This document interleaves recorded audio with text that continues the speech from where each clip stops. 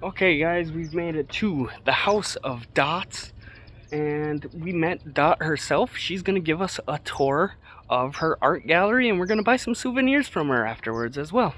Win-win. Okay, guys, here we are. We have Dot, who's gonna give us a special tour. Yeah, man. So, how are you this afternoon? Doing great, and yourself? I'm doing well. Yeah. Thank you for giving us a tour here. Absolutely. So, this is the House of Dots in Slab City. It's a whole maze of immersion art installations, and it kind of goes off this way. You have paths of carpet that you can follow along. Little art shop, gift shop to kind of, support the endeavor out here. We got stickers and keychains, and we'll kind of get a look at that. Yeah, we'll definitely have to check that out. Alrighty, so it goes this way. And we'll kind of start with this pirate ship area up in here, which we got a lot of fun every day, but stuff up in here. We got a fun experiment going on. Ooh. Thank you. People often want to know how I stay cool in the summer, and normally this pool is full of water, not crystals. But we're growing crystals. Isn't that cool? Interesting. And I'm actually growing them, like these little skulls I put in there. They're actually, it's doing it just like I wanted it to. I wanted it to grow over the skulls. So it's kind of doing it. It's taking a while. Awesome. Right? It's been a fun little experiment. Yeah. But otherwise, it's more of the pirate ship motif over here, which we've been rearranging things out of the studio and moving tables around. It's just still got the pirate and the mermaid, all their treasures. And so shout out to my friend Captain Jack here. Yeah. He'll love all of this pirate stuff. I need to get my shade cloth will get put back up. Every year I kind of redo all the shade cloth. Okay. Yeah, so you go through a season where it's so hot, right? Obviously you need every shade you can get.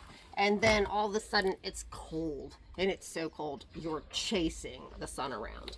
So right now we're kind of in that time where this time of day it's a little warm. You might take everything down to just, your jacket or whatever. And then this evening you're going to really load it back on. Because it's going to get cold. Alrighty, so it goes off like this. Taxidermy dinner party, probably one of the more popular things I've done out here. Okay. And you are welcome to step up in here and see what you think. Hopefully there's nothing unusual going on in here. Alrighty. Look at that, looks pretty tame. There's a deer here hanging out, Munchausen on some humans. We'll flip the script.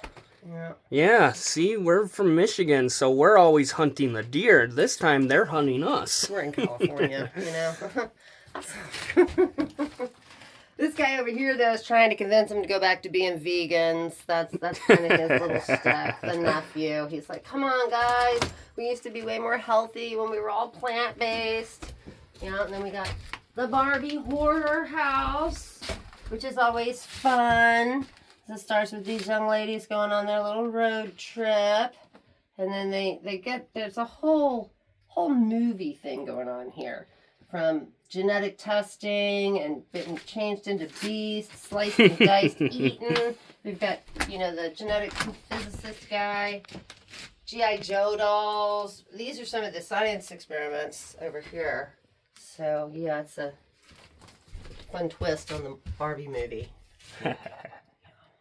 That's awesome. Right. Fun stuff. And then we have when cats take over in the future, and this is pretty new. This is like one of the more unusual things that I actually have in here, okay? Real taxidermy cat. Ooh. So if you know what taxidermy is when you take the fur and all that off of an animal and put it onto a form of some kind. So it is kind of like Okay. I thought that was quite interesting. It was a donation. Someone had that. Okay. They were a traveling person that left this for me. Interesting. Like, it's time. It was getting beaten up a little bit. One thing you'll find if you become a traveler and you do the van life thing, that your stuff gets tossed around a fair bit. Whether you like it or not, especially vans and such. But even if you're driving in an RV or a trailer, stuff's just like all over the place.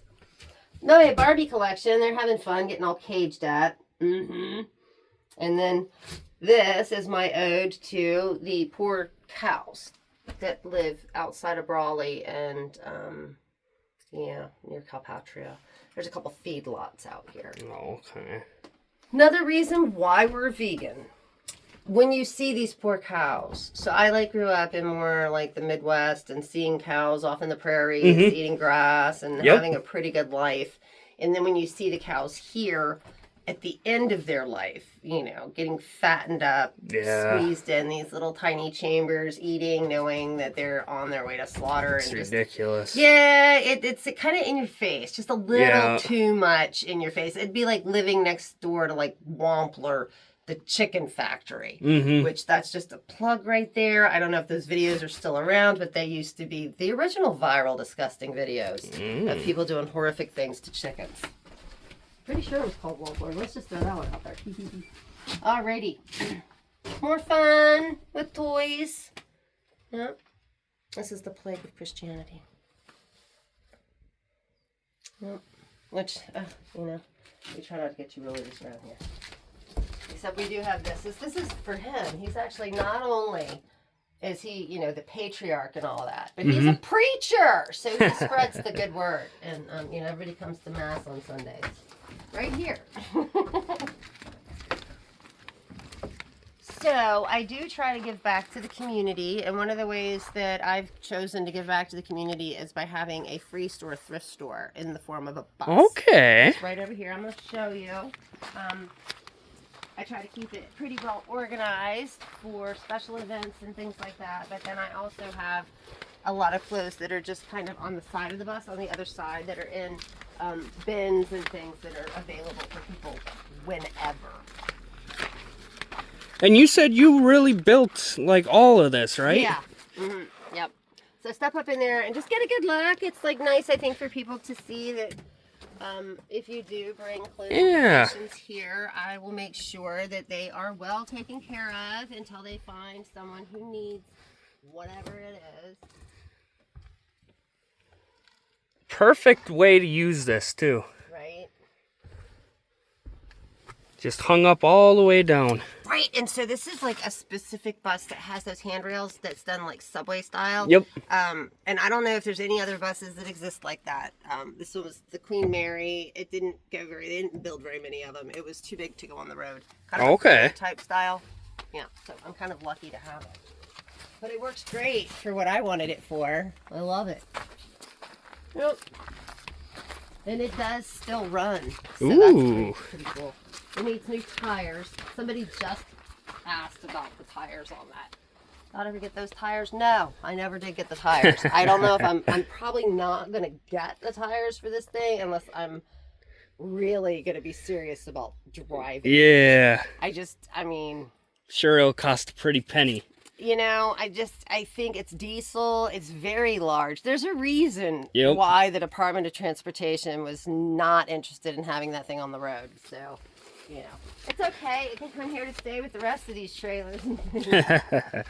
So that's my one of the portraits done by my friend Connor. So if you make it up to Bombay Beach, there's a bunch of portraits that he's done there too. Sweet. Yeah. And then this is my outside bed, which is really nice in the summertime, sleeping up in here. So I have that one for stargazing. Okay. And then this one for when you're just trying to get some sleep, you know. It's like really nice in the summer. You put a fan and it just like blows that cool air over you. It's like one of the most enjoyable sensations is the evenings. The summer doesn't give you a lot to be happy about, but those summer nights, they're pretty spectacular. I know when it doesn't go below 100, those are a little torturous, but most of the time it drops into the 80s and it's just like, I don't know, the most perfect sleeping temperature outside. I'd imagine there's not much light pollution probably either, so the night sky's gotta look just remarkable. It's beautiful. Yeah, you can see the Milky Way and it's just like so magical. Like I said, that's why in the summer, as soon as the temperature gets warm enough that you can sleep outside again, I'll be back outside. Awesome. Yeah, it's just so nice. And I didn't realize how much for my health it seems to have improved. Like when I'm inside, sleeping inside these trailers, like no matter how clean you keep them, it's still kind of stuffy. So, Alright, it goes this way into what is someday going to be made into a table tree situation. So like this is a tree in formation with a table. We're going to paint, the feet will be green, and there'll be other things to make it look more like a tree. So we'll see. It's supposed to be art. Use your imagination. Yeah, absolutely. Alrighty. All around over here we go. Oh, Joyce is showing you the book collection. She's like, yeah. Quite the collection in there. It really is. And these milk crates have been brought over here so that I can get in there and put all these books back up. Okay. Well, I kind of did these quasi shelves, made books made into shelves, and just tried to really stack them. I didn't have shelves when I didn't really have a lot to use as shelves. So I, did what I thought would work until, you have enough shakies, earthquakies, and things like that around here. Bombs, you name it. Yep. It shakes these books right off the wall. So, alrighty. Ready for my doll collection. Some fun oldies but goodies.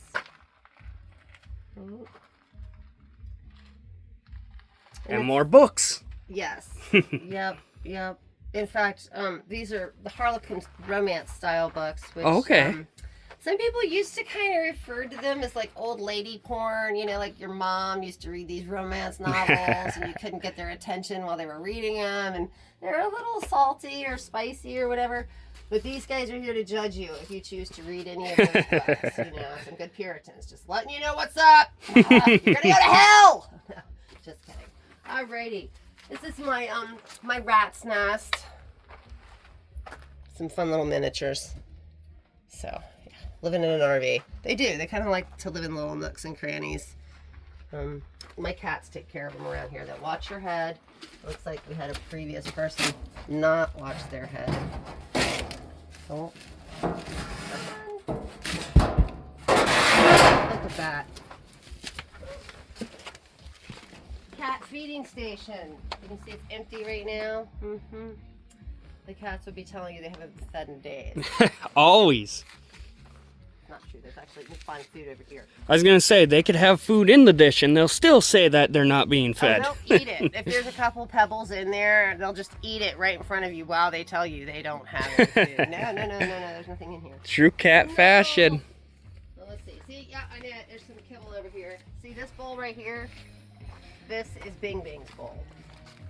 So Bing Bing is the queen, and so nobody's allowed to eat hers unless I say they can. Because sometimes, like, Buster will come over and sit here and wait until I go, sure, you can eat that.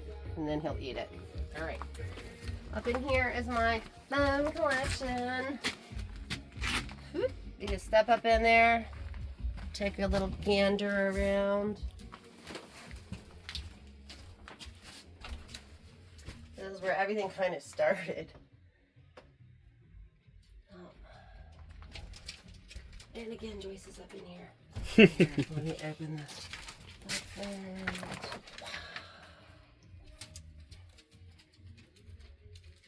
It's the creepiest fridge in this life. Yeah. But it's not what's for dinner. And then it goes on that way where we have just more fun with bones and skeletons and trying to get you out of your creep zone.